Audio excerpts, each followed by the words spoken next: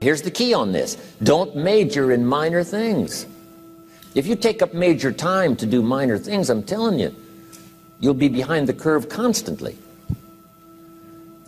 Here's what we learn in sales training. What's major time and what's minor time? Here's minor time, thinking about prospects. Here's minor time, making lists of prospects. Here's minor time, keeping books on prospects. Here's minor time, going to see the prospect. Here's minor time, evaluating the prospect after you've been there. That's all minor time. Here's major time, in the presence of the prospect. That's major time. And if you took a look, if you're in sales and you took a look at a week, you'd say, my gosh, I'm spending 90% of my time on the minor stuff and so little time on the major stuff in the presence of. How many hours in the presence of in my day? How many hours in the presence of during my sales week? Because the time that really counts is in the presence of the prospect. Majors and minors. Here's another key time management essential. Don't mistake movement for achievement. It's easy to get faked out by being busy. Guy comes home at night all exhausted, falls in the chair and says, oh, I've been going. Here's the big question. Doing what? It's not the going. Some people are going, and they're doing figure eights. I mean, their progress is small. So don't mistake movement for achievement. Here's another one in sales we learned. Don't mistake courtesy for consent. If somebody's pleasant and they nod, you say, oh, they're going to buy. No, they're courteous. You can't mistake courtesy for consent.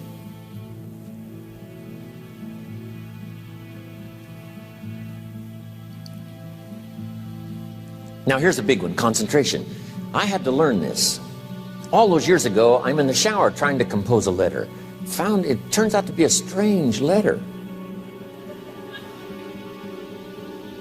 So here's what I learned to do. Save the work till you get to the office. Save the work till you get to the work. Don't try to get to the office on the way to work. On the way to work, enjoy the way. In the shower, enjoy the shower. Then go to work when you get to work. I found this to be helpful. Concentration. Here's another big one. Learn to say no. I'm telling you, in such a social society we have now, it's so easy to try to be a nice person, saying yes to everything. Find yourself overloaded. Now you got to call and make the, well, gosh, you know, all the time it takes to back out of something that you said yes to too quickly. Here's what might be better. I don't think so, but if that changes, I'll call you. Little things you can use not to overcommit yourself. My friend Ron Reynolds says, don't let your mouth overload your back. It's a good one. Now here's a big one on time management. When you work, when you play, don't mix the two. Don't work at play. I used to take my family to the beach and I would bring my briefcase.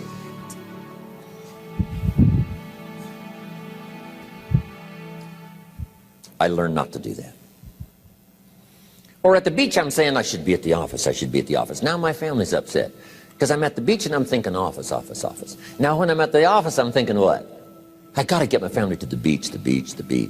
So things are not going too well at the office because I'm thinking beach, and things are not going too well at the beach because I'm thinking office. Here's what I learned to do. At the beach, be at the beach. At the office, be at the office. When you work. When you play. Don't mix the two. Don't work at play. Now here's one of the most important ones. Don't play at work. Work is too serious. You don't want the reputation of being the office joker. It's not a good one. Yes, there's time for some pleasant stories. Yes, there's time for a little humor. Yes, best if it's a happy office, of course. But I'm telling you, you got to be serious about work because you're parting with a piece of your life for the work you do. Your work costs you a piece of your life. Here's what it's called. Serious business. Not grim, not unhappy, but serious. Key. Don't play at work. The old expression, I don't think we use it anymore, horse around at the office.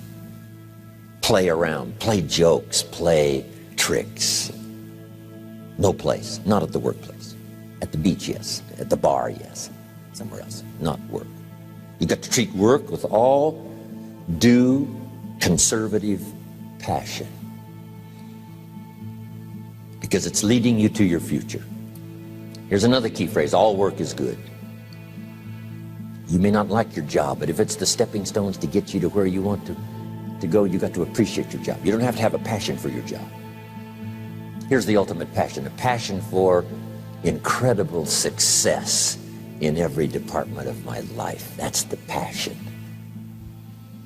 But don't look down on some menial job you have to do to finally get you to where you want to go. No job is menial. No job is not, every job is noble.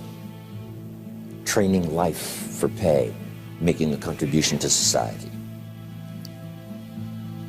Next, analyze how you are. And if you have some weaknesses, if you can't, doesn't seem like you can change, here's the key: get it covered. I used to keep promising myself I'd keep the books, keep the books, keep the books. Finally, I gave that up. And back then, it only took me an extra 50, 60 bucks a month for some accountant to keep the books. I said, no, I'm going to save the 50 bucks. You can't believe what I started losing in productivity because I tried to save the 50 bucks. So the key is, a lot of the time you can stay like you are, but just make sure you get it covered. Okay. Next, beware of the telephone and all other systems of communication, especially the telephone at home and systems of communication at home. And here's one of the best lines I've got for you for the weekend: let all communication systems serve you, but don't let them intrude. When it comes time to have dinner with your family, you shut off all systems, unless the ones that can take messages silently. Don't let the phone ring.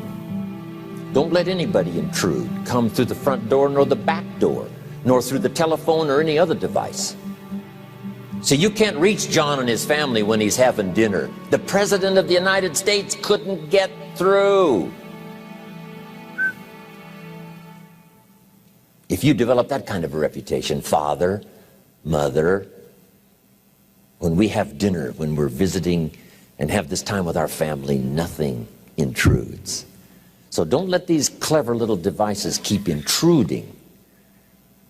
You've got to have a place that's sacrosanct, it's valuable. You don't let anything in for that period of time. Okay. Isn't that good advice? Excellent advice. Here's the next one. Read all the books. You know, I've only got a few notes here on time management, but if you've got some particular challenges, you run a big organization, a big corporation, you've got some challenges, there's plenty of books. Now, here's what's next. Just be more alert to the things that might be stealing your time. Here's why. Time is like capital. You can't let someone steal your seed corn. You can't let someone steal your capital. And you can't let someone steal your time. You must designate your time. And some of the time that you designate, you must not let anyone steal. Casual time, you might let someone intrude and steal a little bit and take a little bit, but not serious time. Key. Next, one of the great time management savers is to learn to ask questions up front. Sometimes you talk to somebody for an hour, and then you ask questions and find out if you would have asked those questions up front, you could have saved yourself an hour. Asking questions up front helps you to get to the problem now. But if you just launch into some discourse, you might waste 30 minutes, waste an hour, when here's what you should have been talking about. After you finished an hour, you say, John, what's really the problem? He said, well, it's something personal. See, that's what you should have been talking about this whole hour. Key. Next, learn to think on paper. Now we're going to take a break. Some ways to think on paper. One, we've covered one. Solving problems. Take it out of your head and put it on paper. Another one is setting goals. Making these lists we've already started. Here's another good way to think on paper. It's a projects book. Each person you're working with and each project you're working on, get a loose leaf binder and a tab and some pieces of paper behind the tab, and do a little continual summary of how it's going between you and that person and between you and that project. I call it a projects book. It is so useful to me. But what's going on between you and this person? When you last got together, what did you talk about? And you got a few notes there. Here's what we talked about the last time we got together. Now when you get together again, you can review that so you'll know better what to talk about. When the president gets ready to travel and he's going to meet some important people, guess what they bring him? All these briefing books. Right? The last time you were with Khrushchev, Kennedy is informed. Here's what he said and here's what you said. Kennedy said, oh, that's valuable. I need to remember that. If a person is important, it's worth a little running account. You might even have a projects book for your children. Here's what's happening between me and my child. We've talked about this, and we've talked about this, and we've talked about this. Next, a day timer. Keeping track of all of your appointments. You know, mine is all filled with, you know, when to catch an airplane and when to do a seminar and when to sit down and have a conference, all the rest. Next is a game plan. You know, if you've got a house and the, you know, insurance is going to come due and some other things are going to come due, you just put it on a spreadsheet and make sure it's taken care of. Key phrase, take things out of your head and put them on paper. And the key is to just experiment with different ways that helps you to do that. Now here's the last one, thinking on paper, and that's to keep a journal. One of the things I'm known for around the world, have been now for 39, 40 years, is keeping a journal. Now my journal is not a, you know, it's not necessarily a, it's not like a diary. It might be part diary. You know, I'm flying over Ireland and I write down a few little things that impress me. Today I met this person. Wow, what an extraordinary event. Today I conducted this seminar in Rome. 1,000 people stood up and sang for me. I've got a little bit of a diary in there. But here's what primarily your journal is for. Collecting good ideas. A journal is to collect good ideas on your health, good ideas for your business, good ideas for your future, good ideas for time management. Because I used to take notes on pieces of paper and torn off corners and backs of old envelopes and restaurant placemats. And I threw all this stuff in a drawer. It did not serve me well. I finally learned to get a bound copy, right? And just keep a journal, right? If I was here, I had my journal, I'd be taking notes, right? These 2 days in my journal. Now, if you're caught without your journal, you just take the notes when you get back home. You put those notes in your journal, throw the paper away. Because we don't usually go through paper to review. But see, my journals now make up a significant part of my own library. My journal's all reserved privately for my children and my grandchildren. Can you imagine what I've collected over the years? It's unbelievable. There are 3 treasures to leave behind. I think you've already got those notes, right? Here they are. Number 1, your pictures. Don't leave the event unrecorded. It takes only a fraction of a second to say, here's who I was with. When I travel the world, right? We take all these pictures, and here's one of the gifts. People send me the pictures they took of me and them. It's part of the treasures I have on the farm. Incredible. A picture's worth 1,000 words to describe the scene, the emotion, what happened. Say, wow, this was an extraordinary day for me when I met these people. Here's what they told me happened to them when they went to my seminar 10 years ago. Wow, the drama comes back if you've taken the pictures. It's one of the treasures to leave behind when you go.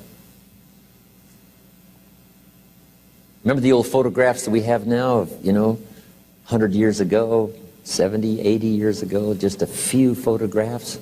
What would it be like if you had thousands of photographs of the past, of your history, your mother, your father, right? Grandparents? So change all of that now for your children. Leave all your photographs as a record. Here's what's next to leave behind, and that's your library.